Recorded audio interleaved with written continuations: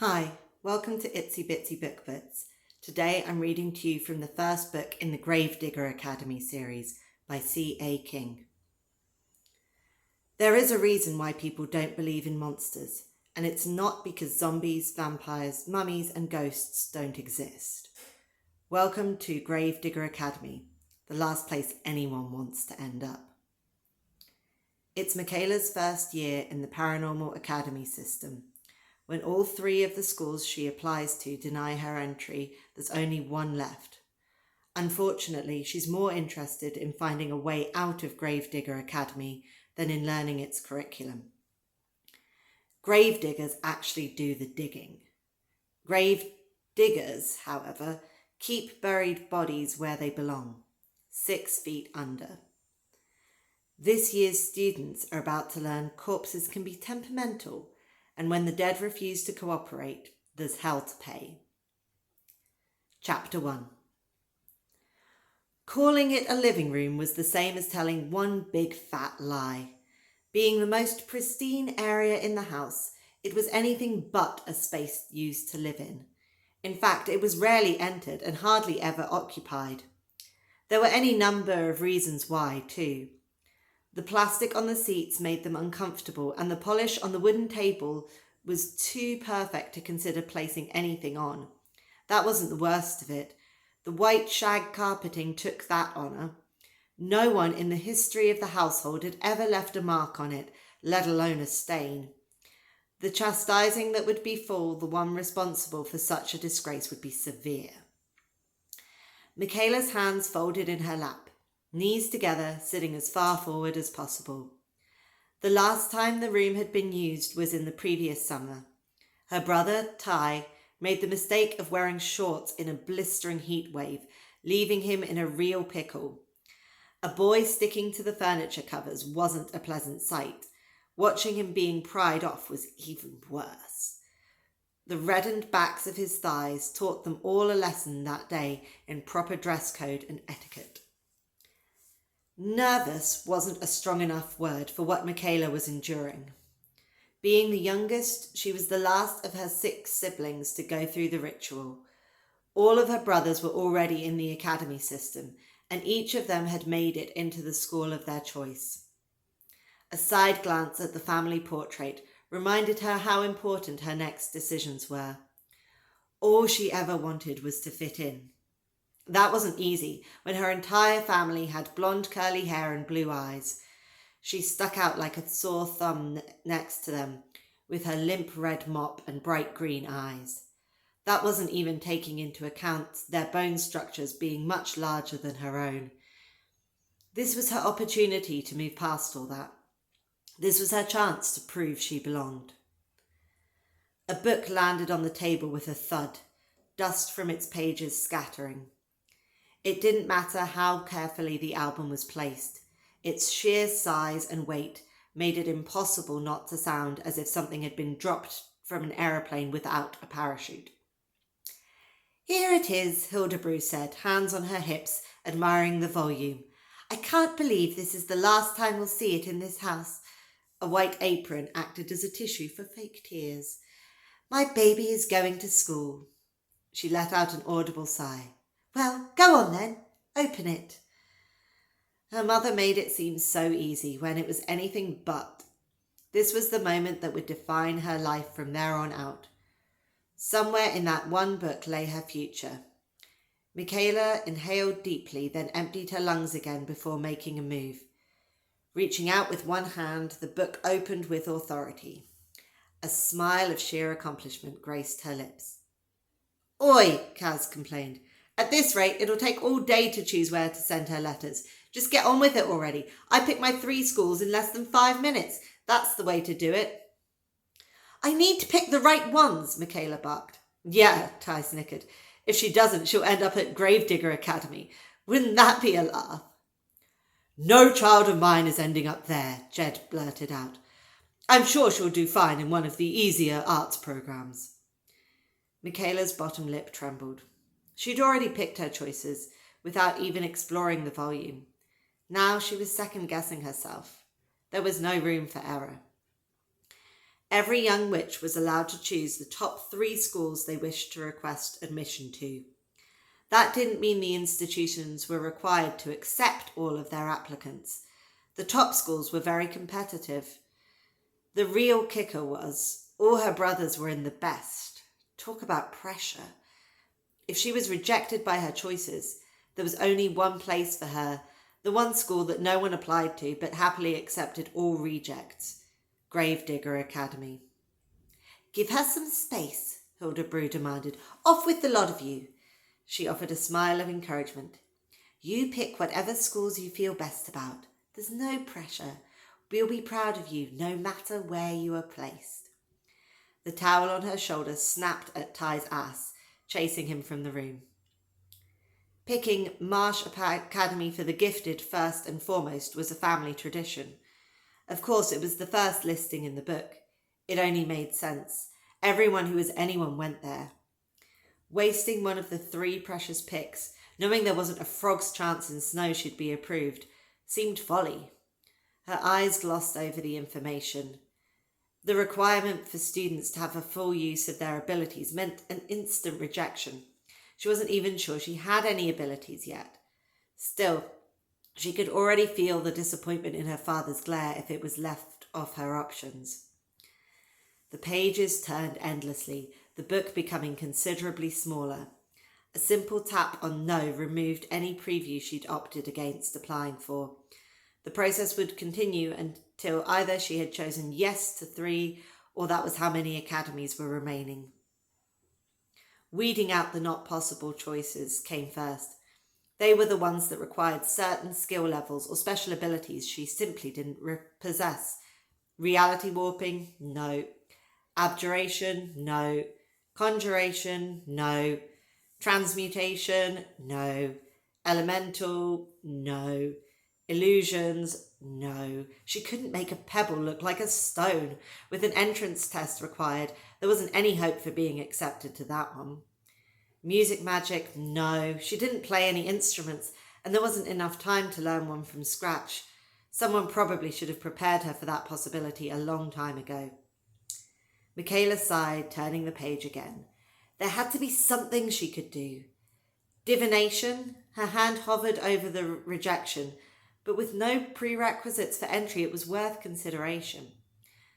One hand slapped over her mouth, stopping laughter from bursting out. Clown magic! Who knew that was a thing? Certainly not her, and she wasn't interested in learning it either. Reading the requirements knocked the chuckle from her lips. They only accepted advanced magical students. She stopped at the Academy of Portals, her number 1 choice. The thought of opening gateways into strange new worlds put the giddiness back into her heart. Without even looking at the requirements, her first application was sent. After 2.5 hours, she was 1/3 of the way there. In the end, potions and alchemy was the only other area of interest she could find. With all other choices gone, she was down to 4. That left the hard part. Did she disappoint her father, or worry she might not be accepted to any? Chapter 2. A pillow flopped over Makayla's head. She pushed it down over her ears. Hearing her 6 brothers simultaneously thumping down the stairs was the worst way to start the day. The alarm hadn't even gone off yet. Something was seriously wrong with people who were perky in the morning, namely her entire family. She, however, wasn't budging until the snooze button had annoyed her at least twice. That was the whole point to setting the darn thing. Eyelids fluttered, adjusting to the light. A yawn and stretch made the experience of waking that much easier. There was a process to doing it correctly, one that ensured she never got up on the wrong side of the bed. Warm feet slid out from under the covers, touching down on plush softness. It might have been a home decor fashion faux pas, but her toes were happy, staying warm and comfy in any season. Besides, the shag rug in the living room, her bedroom was the only other place carpeting could be found in the entire house. It was the same as everything else in her life. The rest of her family didn't share the same opinions. They all preferred hardwood flooring. Silence made itself known. Makayla glanced over her shoulder, becoming entangled in her school sweater. How it looked wasn't a concern, as long as it covered the birthmark that marred her otherwise perfect skin. She twisted around, freezing on the spot for a moment in a stare down of the ages. Witch versus technology. The tablet sitting on her nightstand was ominously still. It hadn't gone off. That was a bad sign. There were no noises coming from her brothers either, an even worse omen. Her eyes closed, teeth clamping down on her bottom lip. Darn.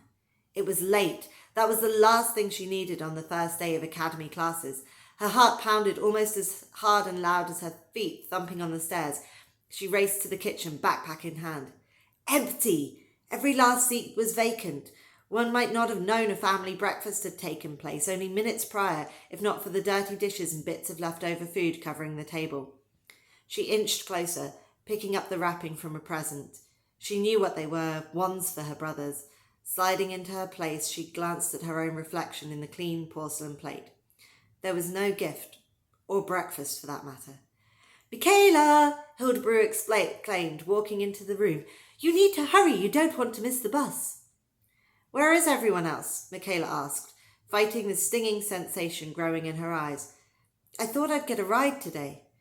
You should have gotten up then, her mother snapped. They left a while ago. The first day is quite exciting. Yes, Makayla agreed. It is, especially with the gifts. Did everyone get a new wand this year? Well, yes, of course. Her mother's words faded. We didn't know what to get you, wand-wise, that is. The only thing sent to us was a note saying everything you needed would be made available to you. Next year... It's fine, Makayla said, waving her mother's promises off. The words merely served to confirm what she'd known for years. She wasn't like the rest of her family, not in looks and certainly not in personality. She'd heard all the stories about resembling some ancestor from long ago on her mother's side. Conveniently and inexplicably, there weren't any pictures of this so-called relative. I do have something I'd like to give you, Hildebrew said. Wait right here. She disappeared for a minute, returning with a small black pouch. This has been in my family for generations. According to tradition, it gets passed down to the oldest female. She held it out. What is it? Makayla questioned, eyeing the tiny satchel. Accept it and find out, her mother suggested, taking a couple of steps back. We don't have all day.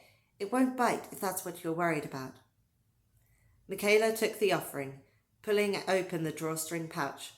A necklace! One lip arched. It didn't even look real, let alone ancient and powerful. Yes, her mother said, glancing at it from a distance. It's quite unique, don't you think? Is this supposed to be a crystal ball? Makayla questioned. It is a crystal ball, albeit a very teeny one, Hildebrew admitted. It never worked for me. In fact, I believe it's been 3 or perhaps even 5 generations, she waggled her hand from side to side, or something in that time frame, since it showed anyone a vision. I have a feeling you'll have better luck with it than I did. You act as if it's the necklace that is magical instead of the one wearing it, Makayla snorted. Maybe it's broken. You will find that there are many items in this world that are enchanted and magical without the need for a witch's gifts to be used, her mother suggested. I expect it simply hasn't had anything to say. Perhaps that will change now that it belongs to you. She took the 2 sides to the clasp. Hold your hair. The chain felt cool against her skin, warming only after her mother finished locking the fastener. The charm swung back and forth against her sweater. Maybe I should leave it here, Makayla suggested. I wouldn't want to lose such an important heirloom, or be seen wearing it. If anything, it was an eyesore. Too late, her mother replied. It seems to be happy with you as its new owner. The clasp disappeared. I'm afraid you won't be able to take it off until it chooses to leave you. She paused. Or you die. Did it do that to you? Makayla shrieked. No, I am most certainly not dead, Hildebrew snapped. Mind you, I had quite the opposite reaction to yours. It wouldn't latch at all. The bloody thing kept falling off. That's why I never wore it. Great, Makayla mumbled, tucking it inside her sweater where it couldn't be seen. Out of sight, out of mind. You'd best hurry, her mother suggested. The bus will be by in 5 minutes. You don't want to miss it. Can't you drive me? Makayla pleaded. Not today, her mother answered, placing one hand on each of her daughter's shoulders before leaning in to plant a kiss on her forehead. "You'll be fine. We all went through this on the first day. It's part of growing up. Trust the system. It knows where you are supposed to be and won't steer you wrong." The corners of her lips curled up slightly. "Don't worry about what anyone else is doing or what they think. You do your very best in whatever comes your way." "I'll try," Makayla agreed, swinging her backpack over one shoulder. She glanced back from the door, taking in one last memory. It would be a while before she'd be back. Knowing her mother, the house wouldn't look remotely the same when she returned.